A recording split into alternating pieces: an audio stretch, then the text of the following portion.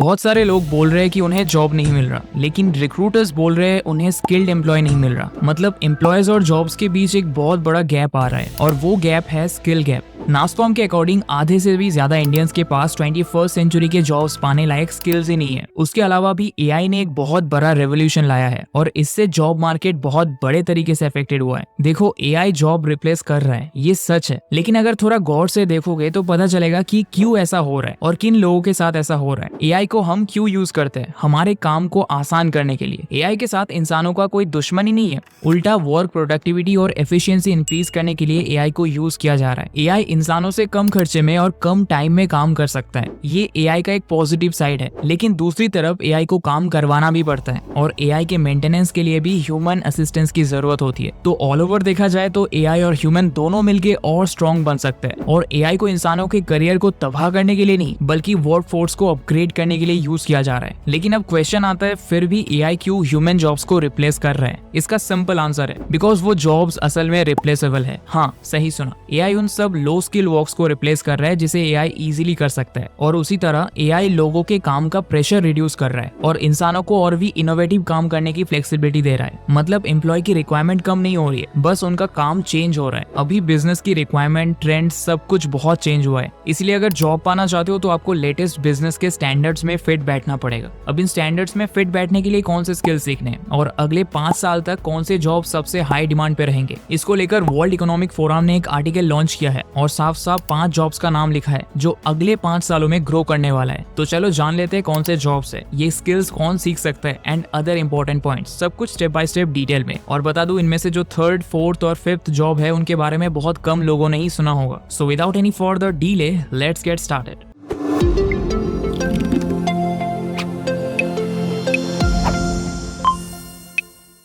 Skill number 1, data analytics. दोस्तों, एक business successful तभी होता है जब वो अपने कस्टमर को वैल्यू प्रोवाइड करता है। और कस्टमर को कैसे वैल्यू देना है, कस्टमर को क्या चाहिए क्या नहीं चाहिए, ये जानने के लिए जरूरत होती है एक डेटा एनालिस्ट की। क्योंकि दोस्तों, बिजनेस में एजम्पशन काम नहीं करता। आप कस्टमर के माइंड को एज्यूम नहीं कर सकते। इसके लिए आपको customer behaviour, market trends and patterns को टेस्ट करना पड़ता है। अब देखो, ये एक बहुत इंपॉर्टेंट पॉइंट है। अगर सपोज आप एक बिजनेस रन कर रहे हो और आपको लगता है कि आप जो बना रहे हो वो आपके ऑडियंस को जरूरत है, अब आप उस प्रोडक्ट के लिए अपना पैसा और टाइम लगा देते हो और जब मार्केट में वो प्रोडक्ट लॉन्च होता है तब पता चलता है कि लोगों को उसकी जरूरत ही नहीं है, तब डेफिनेटली लोग आपके प्रोडक्ट पे इंटरेस्ट नहीं दिखाएंगे और आपका भारी लॉस हो जाएगा। और इसी से बचने के लिए आजकल छोटे से बड़े कंपनीज एक डेटा एनालिस्ट को हायर कर रहे हैं। और यही नहीं, आजकल अंकुर वारिकू सर जैसे बड़े बड़े यूट्यूबर्स भी डेटा एनालिस्ट को हायर कर रहे हैं ताकि उनको उनके ऑडियंस की हर छोटी बड़ी चीज पता चल सके और उनका चैनल और ग्रो कर सके। डेटा एनालिस्ट असल में वो प्रोफेशनल्स होते हैं जिनके पास स्ट्रॉन्ग एनालिटिकल स्किल्स होता है और वो डेटा को एनालाइज करके ट्रेंड्स, पैटर्न्स और वैल्यूएबल इन्फॉर्मेशन निकालते हैं। अब ये जो इन्फॉर्मेशन है, इसे बिजनेस अपने प्रोडक्ट डेवलपमेंट से लेकर डिसीजन मेकिंग तक हर जगह इन्हें यूज करते हैं। अब आपके पास सिर्फ डेटा होने से नहीं होगा। यूजर डेटा इंटरनेट में बहुत अवेलेबल है, लेकिन वो अनस्ट्रक्चर्ड फॉर्म में है। उससे पहले स्ट्रक्चर्ड बना के यूजेबल बनाया जाता है, फिर उस यूजेबल डेटा को डेटा एनालिस्ट अपने स्ट्रॉन्ग एनालिटिकल स्किल से एनालाइज करते हैं और फिर क्या करने से बिजनेस का प्रॉफिट होगा, इसके लिए डिसीजन मेकिंग में भी हेल्प करते हैं। तो एक डेटा एनालिस्ट ना सिर्फ प्रॉफिट करवाता है बल्कि रिस्क भी एलिमिनेट करता है। इसीलिए बिजनेसेस एक स्किल्ड डेटा एनालिस्ट की तलाश में रहते हैं और यही रीजन है कि ये प्रोफेशन अगले कुछ सालों में बूम करने वाला है। Skill number 2, fintech expert. आज के डिजिटल जनरेशन में फिनटेक एक एसेंशियल वर्ड बन गया है। अब हम ट्रेडिशनल फाइनेंशियल सिस्टम पे नहीं बल्कि फिनटेक पे डिपेंड हो रहे हैं। लेकिन ये फिनटेक है क्या? तो ये फाइनेंस और टेक्नोलॉजी का कॉम्बिनेशन है। इसका सबसे बेस्ट एग्जांपल है फोन पे, पेपल, जीपे, पेटीएम। आज हमें पैसे देने के लिए इंसान के पास जाने की जरूरत नहीं है। फोन पे कुछ ही क्लिक करना है और पैसा दूर बैठे इंसान के बैंक में पहुंच जाता है और उन पैसों को ऑनलाइन ही हम यूज कर सकते हैं। और ये सब पॉसिबल हुआ है टेक्नोलॉजी की वजह से। तो अब आपको फिनटेक का मतलब तो समझ आ गया होगा। अब जानते हैं फिनटेक एक्सपर्ट्स के बारे में। ये कौन है, क्या करते हैं और भला इनका डिमांड क्यों इतना बढ़ने वाला है? तो देखो, हर बिजनेस का अल्टीमेट गोल होता है रेवेन्यू जनरेट करना और रेवेन्यू जनरेट करने से लेकर उसे इफेक्टिवली स्टोर, कलेक्ट, मैनेज और इन्वेस्ट करने तक का काम ट्रेडिशनल मेथड से भी ज्यादा अच्छे से टेक्नोलॉजी कर सकता है। इसीलिए फिनटेक एक्सपर्ट्स टेक्नोलॉजी को और स्ट्रॉन्ग बनाने के लिए और पोटेंशियल रिस्क एंड वल्नरेबिलिटीज को रिड्यूस करने के ऊपर काम करते हैं। फिनटेक एक्सपर्ट्स कोई एक जॉब रोल नहीं है। जो भी प्रोफेशनल फिनटेक को इम्प्रूव करने के लिए काम करते हैं वही फिनटेक एक्सपर्ट होते हैं। फॉर एग्जाम्पल, अगर आप एक डेटा एनालिस्ट या प्रोडक्ट डिजाइनर हो हो और आप किसी फिनटेक कंपनी पे फिनटेक के ऊपर काम करते हो, देन आप एक फिनटेक डेटा एनालिस्ट या फिनटेक प्रोडक्ट डिजाइनर हुए। लेकिन एक क्वेश्चन अभी भी रह जाता है, ये इतने डिमांड पे क्यों रहने वाला है? तो देखो, अभी एआई, डेटा एनालिटिक्स, ब्लॉकचेन पूरे तरीके से इंडस्ट्री को रीशेप कर रहा है और अभी साइबर क्राइम का रेट भी बढ़ रहा है। इसीलिए हमें ऐसे प्रोफेशनल्स की जरूरत होगी जो अपने स्किल से टेक को और भी एम्पावर और इम्प्रूव करे। इसीलिए no doubt fintech skills master करना मतलब जॉब पाने के दौर में बाकियों से 5 स्टेप आगे रहना। स्किल नंबर 3, एआई और एमएल स्पेशलिस्ट। एआई, ये वर्ड कुछ लोगों के लिए डर है, लेकिन जो स्मार्ट लोग हैं उनके लिए ये डर नहीं बल्कि रिच बनने का जरिया है। ChatGPT 2022 के नवंबर में लॉन्च हुआ, लेकिन 2023 में उनका प्रोजेक्टेड रेवेन्यू का अमाउंट $200 मिलियन और 2024 में $1 बिलियन प्रेडिक्ट किया है। और ऐसे एआई टूल्स बनाने वाले एआई और एमएल प्रोफेशनल्स को एनुअली एवरेज 40 लाख सैलरी भी दिया जाता है। ऐसा क्यों?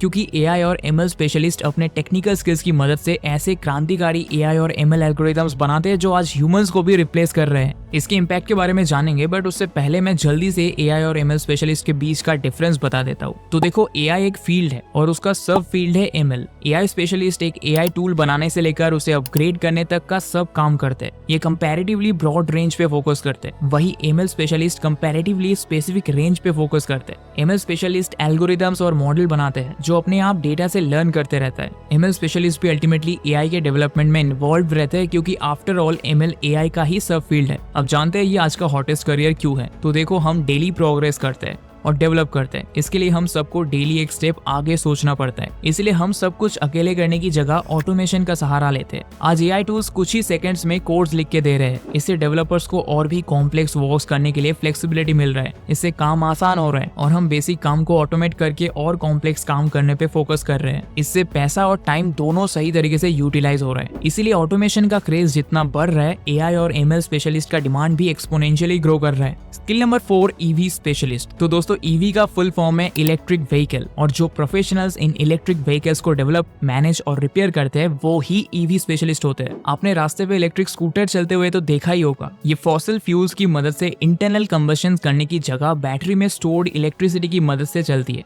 इससे पेट्रोल, डीजल जैसे फ्यूल्स का यूसेज रिड्यूस होता है और एनवायरनमेंट में पोल्यूशन कम होता है। इसी चीज को प्रमोट करने के लिए हमारी गवर्नमेंट नए नए स्कीम्स ला रहे हैं और इन इलेक्ट्रिक व्हीकल्स को यूज करने के लिए इंसेंटिव्स भी दे रहे हैं। इससे लोगों का ईवी पर इंटरेस्ट बढ़ रहा है और इन्हें बनाने, मैनेज करने और रिपेयर करने के लिए स्किल्ड ईवी स्पेशलिस्ट की डिमांड भी बढ़ रही है। इसीलिए इलेक्ट्रिक व्हीकल्स का यूसेज बढ़ाने के साथ साथ इलेक्ट्रिक व्हीकल स्पेशलिस्ट का डिमांड भी इंक्रीज हो रहा है। Skill number 5, robotics engineering. ये इस लिस्ट का सबसे कूल स्किल है, क्योंकि इससे आप स्मार्ट रोबोट्स बना पाओगे। आज तक मूवीज में जो एडवांस रोबोट्स देखते थे, आज वो रियलिटी में बन रहा है और जो प्रोफेशनल्स इन्हें बनाते हैं वही होते हैं रोबोटिक्स इंजीनियर्स। एक रोबोटिक्स इंजीनियर्स रोबोट का मैकेनिकल, इलेक्ट्रिकल और सॉफ्टवेयर कंपोनेंट्स बनाते हैं। उस रोबोट का फिजिकल प्रोटोटाइप डिजाइन और टेस्ट करते हैं और इश्यूज को डिटेक्ट करते हैं। फिर अपने प्रोग्रामिंग और टेक्निकल स्किल्स की मदद से उन इश्यूज को सॉल्व करके स्मार्ट रोबोट्स बनाते हैं। इसके अलावा टाइम टू टाइम इन रोबोट्स का मेंटेनेंस और अपग्रेडेशन भी रोबोटिक्स इंजीनियर्स ही करते हैं। अब क्योंकि हर इंडस्ट्री में ऑटोमेशन का टच लग चुका है, कंपनीज एआई एंड रोबोट्स के द्वारा वर्क और भी जल्दी और कम कॉस्ट में करवाना चाहते हैं। इसीलिए रोबोट्स बनाने वालों का डिमांड भी काफी ज्यादा हो गया है। इसीलिए तो 2021 से 2031 के बीच इस फील्ड में 28% ग्रोथ प्रेडिक्ट किया गया है। तो आज के लिए इतना ही दोस्तों। आशा करता हूँ इस वीडियो से आपको कुछ नया जानने को मिला होगा। अगर ऐसे ही वीडियोस का अपडेट सबसे पहले पाना चाहते हो तो चैनल को सब्सक्राइब कर लो और डिस्क्रिप्शन पे दिए गए लिंक पे क्लिक करके टेलीग्राम ग्रुप को भी ज्वाइन कर लो। तो मिलेंगे बहुत जल्दी ऐसे ही वीडियोस के साथ। Till then, goodbye and thanks for watching.